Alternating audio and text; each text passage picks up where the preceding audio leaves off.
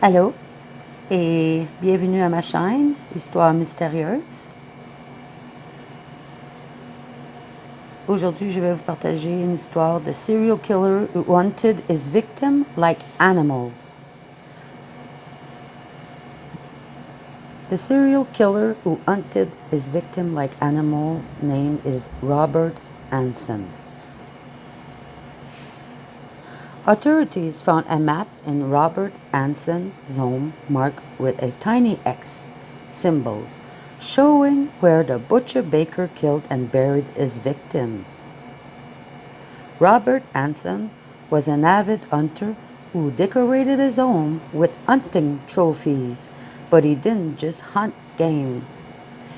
In the 1924 short story, The Most Dangerous Game, author Richard Connell recounts the tale of a wealthy Russian aristocrat who, bored with trapping animals, lured a big game hunter to his island and hunt him for sport.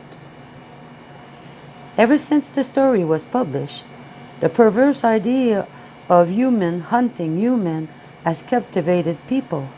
The disturbing concept has appeared time and again in plots of novels, TV shows, and movies, but for the most part, it has been relegated to the pages of fiction. However, in 1970s, Robert Hansen, known as the Butcher Baker, turned this premise into a horrifying, decade-long reality. Though Hansen maintained a wholesome reputation in town, he let his hidden dark side run wild in the woods of Alaska. Throughout the 70s and early 80s, Hansen targeted sex workers and exotic dancers, abducting these women to turn them loose into the woods so he could hunt them like animals. This is the terrifying true story of the Butcher Baker serial killer. Who was Robert Hansen, the Butcher Baker of Alaska? Unlike his fictional counterpart, Robert Hansen was no aristocratic nobleman. Born in February 15, 1939 in Easterville, Iowa, his father was a Danish immigrant who owned a bakery. He was also a strict disciplinarian. Hansen's childhood was not an easy one. He worked long hours in the family bakery from a young age, though he was naturally left-handed. He was forced to use his right hand instead, a switch that resulted in a lifelong slaughter. As a teenager, he was painfully shy, had bad acne, and was mocked for his stutter. The boys at school made fun of him, and the girls he liked rejected him. He was often described as a loner. As a social outcast, he took refuge in time spent alone. Over time, he became an avid game hunter, channeling his rage and fantasies of vengeance into the sport of stalking animals. In 1957, when he was 18 years old, Hansen joined the United States Army Reserve, hoping to leave behind his troubled youth and make something of himself. For a while, he did. After serving a year in the reserve, he became an assistant drill instructor in Pocahontas, Iowa, and even married a young woman he met there. But Hansen still felt mistreated by the community and sought retaliation. In 1960, at age 21, he convinced a young bakery employee to help him burn down a school bus garage. When the boy later confessed, Hansen was arrested. His wife divorced him, leaving him alone and incarcerated. Though he was released just 20 months into his 3-year sentence for arson, he was jailed a few more times afterward for petty theft. Still, he managed to remarry to another local woman. Finally, Hansen decided he'd had enough of the contiguous United States. In 1967, he moved to Anchorage, Alaska, which was about as far from his life in Iowa as he could get. He moved into a small community, had 2 children with his wife, and settled into a quiet life. He was well liked and opened up a small bakery. But while the townspeople mostly bought into the facade of the happy baker with a quiet family and a knack for hunting some cracks, showed through Hansen's squeaky clean exterior. In 1972, he was arrested twice, once for the abduction and attempted rape of a housewife, and again for raping a prostitute. Unknown to authorities, his killing spree began in 1973, likely emboldened by his ability to walk free after those early rapes. The year of 1976 saw Hansen arrested again and sentenced to 5 years of shoplifting a chainsaw. However, he appealed that sentence and was released. While he continued to prey on strippers and sex workers who he forced to act out his twisted fantasies, in 1983, more than a decade after Hansen moved to Anchorage, a 17-year-old girl named Cindy Paulson was found running frantically down 6th Avenue, barefoot and handcuffed. After being picked up by a driver and returned to safety, Paulson, a prostitute, told her story to police. She described being held hostage by a man who had handcuffed her to his car, held her at gunpoint, and took her to his house when he chained her by the neck.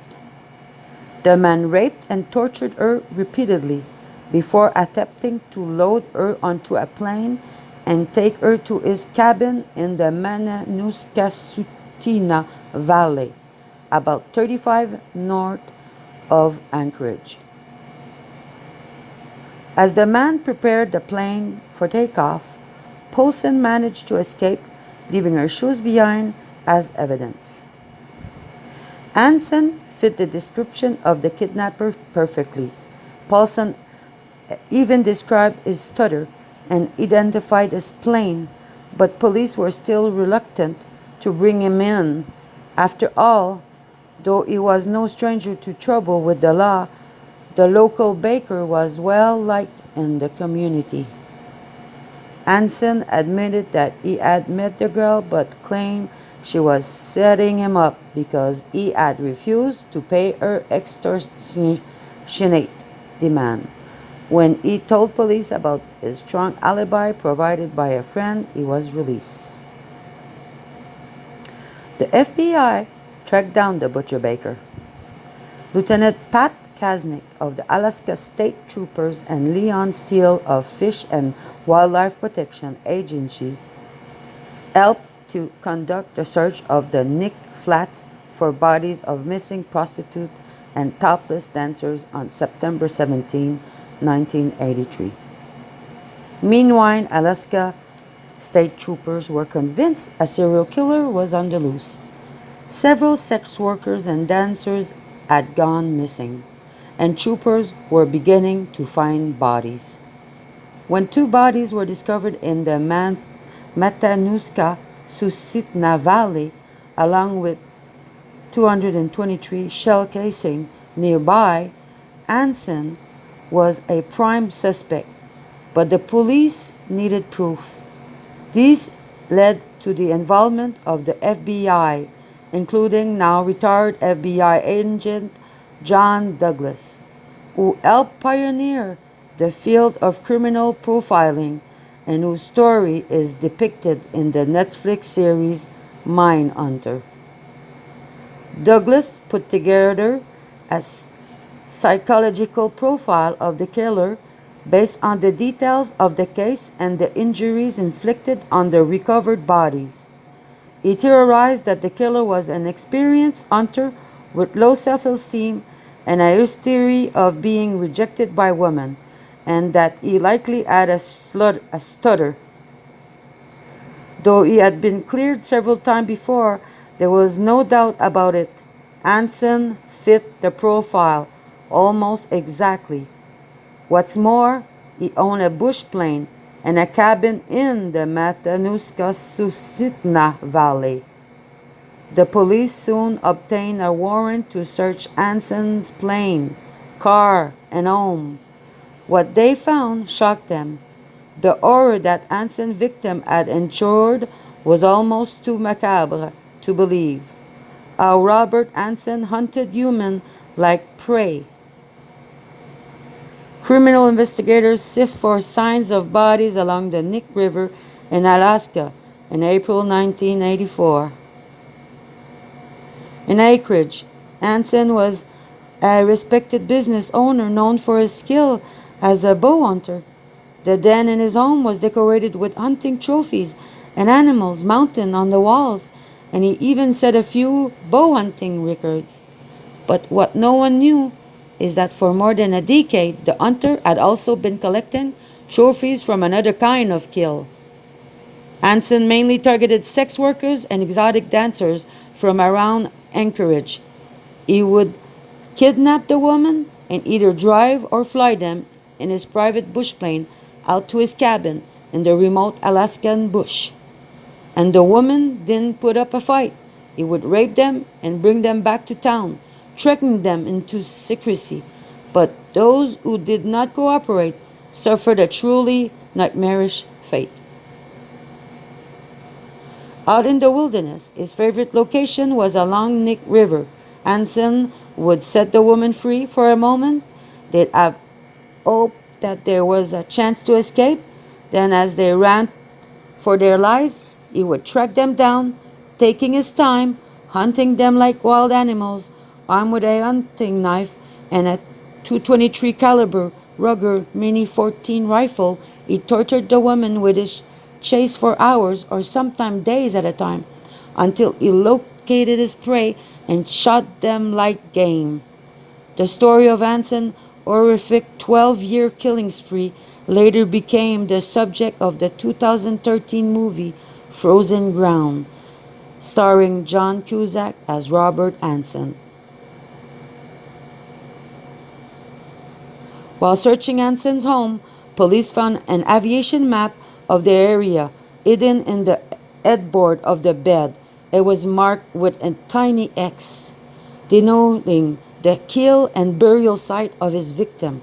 Some of the X marks match up with where police had found bodies. There were 24 X's in all. 24 bodies. What's more, in his psychological profile of the killer, Douglas had predicted that the murdered would keep souvenirs from his prey. Sure enough, in the basement of Hansen's home, police found a stash of jewelry, and the stash was a necklace that belonged to one of the victims. Faced with the evidence in 1984, Hansen confessed to murdering 17 women, raping another 30 in over 12-year period. Hansen was sentenced to 461 years plus life in prison without parole in 1984. He was in prison at Spring Creek Correctional Center in Seward, Alaska, where he died in the prison in 2014. As part of a plea bargain, the butcher baker was only ever charged with 4 of the 17 murders he confessed to, and some believe he actually killed more than 20. In exchange for the reduced conviction, Hansen agreed to assist police in locating the remaining bodies plotted on his kill map. Unfortunately, 5 of the bodies have still not been found to this day, and Hansen took the secret of their location to his grave. Next serial killer would be Jeffrey Dahmer. Started killing in 1978. He was just 18 years old and wasn't arrested for murder until 1991. After a would-be victim escaped and led police back to Dahmer's Milwaukee, Wisconsin home. It was there that some of the gruesome details of his life of killing were seen via photo of mutilated bodies and body parts strewn across the apartment. He even had a vat of acid he used to dispose of victims. In all, Dahmer killed 17 people, mostly young men of color. He served time in prison twice, the first time for molestation and the second time for murder, and was killed by a fellow inmate in 1994. Another serial killer, Errol Shipman. Errol Shipman, also known as Dr. Death, is believed to have killed at least 218 patients, although the total is quite likely closer to 250. This doctor practiced in London and between 1972 and 1998, worked in two different offices, killing all the while. He wasn't caught until a red flag was raised by several people, including an undertaker who was surprised by the sheer number of cremation certificates Shipman was part of, along with the fact that most of the cases were elderly women found to have died in bed not at night but rather during the day.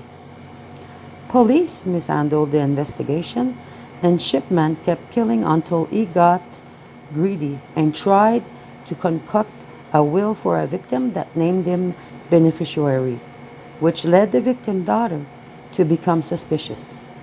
He was finally convicted in 2000 and committed suicide while in prison in 2004.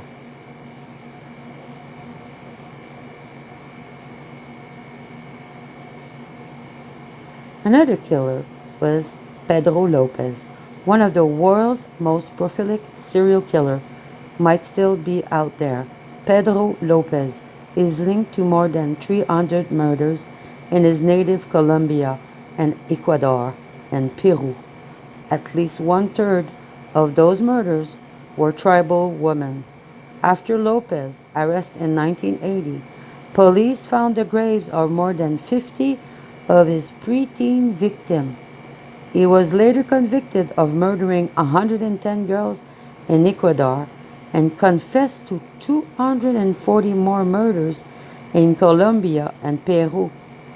The monster of the Andes didn't even spend 20 years in prison, as he was released in 1998 for good behavior. More than 20 years since, his whereabouts remain unknown. Ted Bundy loved the attention his murders garnered him, and many in the United States were more than happy to give him that attention. The western U.S. and his hunting ground, with an unknown number of murders piling up, mostly college-age women from Washington and Oregon, all the way to Utah and Colorado. Bundy was once arrested in Colorado and convicted in kidnapping, but he escaped custody, moving to Florida, where he killed multiple times more. Bundy's final arrest and its aftermath captured the attention of the nation, as the accused murderer acted as his own lawyer during what is believed to have been the first televised murder trial, welcomed interviews, and boasted on the fans he had created. He was eventually executed in an electric chair in 1989. Thank you for listening to my channel, Histoire Mystérieuse. I'm Rachel Ladouceur, and if you like my videos, don't forget to subscribe. It's free. Like and share. Thank you.